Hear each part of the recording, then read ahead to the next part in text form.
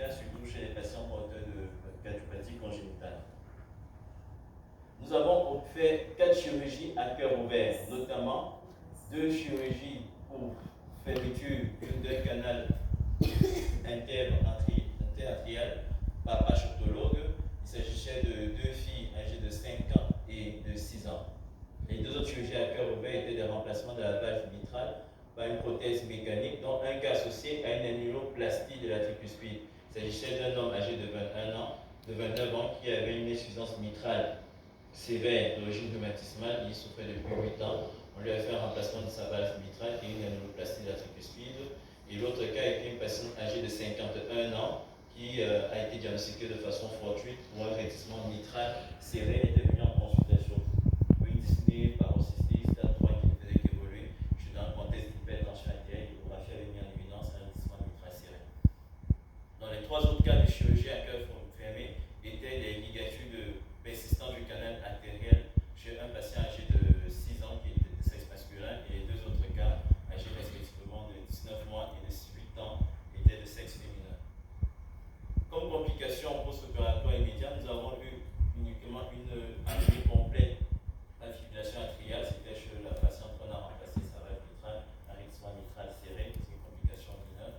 Elle sera anticoagulée de toute façon pour sa prothèse mitrale. Et comme taux de mortalité, nous avons eu 0%, un taux de mortalité nul, et la durée moyenne d'hospitalisation était de 7 jours. Monsieur le Président de séance, donc il est de discuter la prévalence du sexe féminin dans notre série et dans certaines séries locales, notamment le cas d'un CTG100 et même international, l'hôpital enfant malade. Il n'est qu'à notre prévalence du sexe féminin, premièrement peut-être parce qu'à la naissance, il y a plus de filles qui sont accouchées. Et deuxièmement, dans notre contexte, les valvulopathies rhumatismales sont fréquentes également chez les femmes. Peut-être parce que quand nos enfants se plaignent qu'ils ont mal à la gauche, quand c'est une fille, on s'appelle banalisant, on croit que c'est des caprices, et après, ça se transforme en cardiopathie rhumatismale. Concernant l'âge, nous avons des extrêmes dans notre série de 19 mois à 51 ans et des poids de 8 kg à 77 kg. Elle se rapproche également de celles des locales, notamment Douala qui commence à partir de 30 kg et Chisson qui prend également des 10 kg pour les patients qu'on doit opérer. Et l'Institut de cardiologie d'Abidjan, le centre QEMO de Dakar également ont les mêmes proportions de patients. Par contre, en Europe, les cardiopathies congénitales sont dépistées précocement. Dès 6 mois, ils entrent au bloc. Donc, la prévalence pour les patients qui doivent explorer une cardiopathie congénitale entre 6 mois et 2-3 ans. D'ailleurs, chez nous, vous avez vu, on a fermé des canaux artériels chez un patient de 8 ans. Donc, retard diagnostic, je ne sais pas comment à la naissance, il faut que les sages-femmes en études, les sages-femmes pour mieux ausculter les enfants. Et quand l'enfant retard stade chevaux-pondéral, infection à répétition, il aussi peut être posé précocement. Deuxième chose, les valvulopathies sont encore présentes dans notre contexte, tandis qu'en Europe, les patients de 60-70 ans ont des valvulopathies dégénératives. Donc chez nous, même quand un patient est diagnostiqué à 60 ans, il considère qu'il a beaucoup vécu, il a peur de la chirurgie cardiaque. Donc les patients en chirurgie cardiaque adulte sont fréquents en Europe, chez nous c'est un peu moins. Donc pour améliorer, il faudrait améliorer le système de dépistage précoce et acquérir des appareils pour la réanimation néonatale pour qu'on puisse prendre des patients qui ont 2 kg au lieu de les évacuer quand ils sont défaillants. Donc certes, la puissance statistique de notre étude est faible parce que nous n'avons que 7 cas, c'est la première série, opérée par une équipe entièrement camerounaise, mais concernant les chirurgies qu'on a réalisées, on se rapproche également des standards internationaux et régionaux, notamment de l'Institut cardiologique d'Abidjan, du centre QEMO de Dakar, avec un taux de mortalité pour ces chirurgies, notamment fermeture des CIA, ligature de canal artériel et remplacement valvulaire. Notre taux de mortalité est faible et nul. La durée d'hospitalisation est de 7 jours et une seule complication. Donc nos résultats sont satisfaisants conformément à la commune de la littérature locale, régionale et internationale. Donc en iconographie, avant de passer au bloc, tous les malades sont vus par une équipe pluridisciplinaire. Nous avons 2 cardiologues dans l'équipe, ici c'est 2 chirurgiens cardiaques qui sont en train d'évaluer le malade. Le bloc, nous avons 4 chirurgiens cardiaques dans le régional de Yaoundé, 2 cardiologues, 2 anesthésistes réanimateurs, 2 perfusionnistes, 2 instrumentistes, et donc c'est toute une team chirurgicale qui s'occupe d'opérer un malade de chirurgie cardiaque. Ici c'est en l'incision par thoracotomie latérale pour un enfant qu'on doit fermer le canal artériel avant 15 kg. une incision parce qu'il y a une automie médiale pour une chirurgie à cœur ouvert ou à cœur fermé quand c'est un grand enfant qu'on doit fermer son canal artériel. Et on n'a pas les scies à os, donc on utilise le marteau, donc il y a du matériel à améliorer, mais rien ne nous arrête pour pouvoir démarrer cette activité. Là, c'est la prothèse mécanique qu'on va insérer en position mitrale. Ici, c'est un cœur ouvert avec un trou qui est là,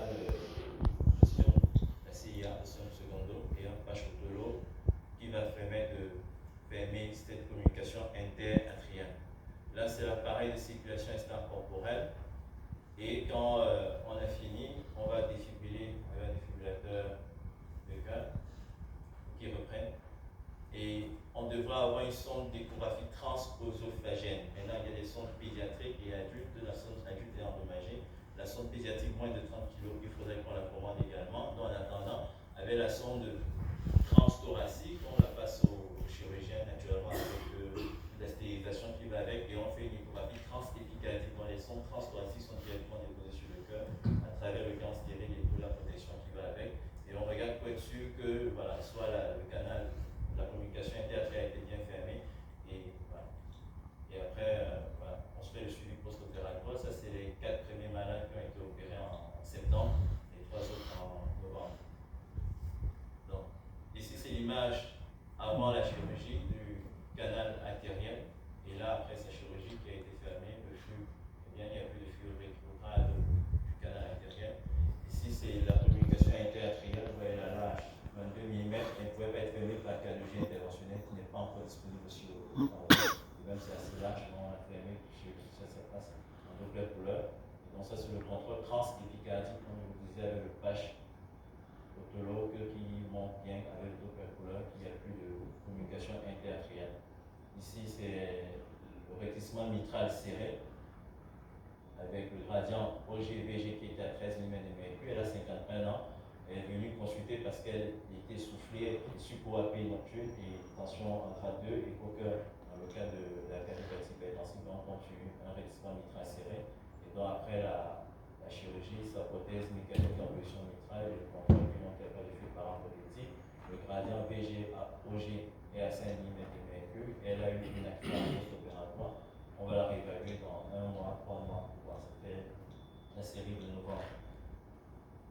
Donc, en conclusion, monsieur le modérateur, chers maîtres, honorables et distingués congressistes, les résultats préliminaires de cette série sont satisfaisants. Les challenges à relever restent l'approvisionnement constant des consommables afin de pérenniser cette activité et la mise en place d'un système de dépistage précoce des cardiopathies congénitales ou acquises pour leur prise en charge également précoce. Nous vous remercions pour votre aimable attention. Je vais mettre la première diapositive parce que c'était pas.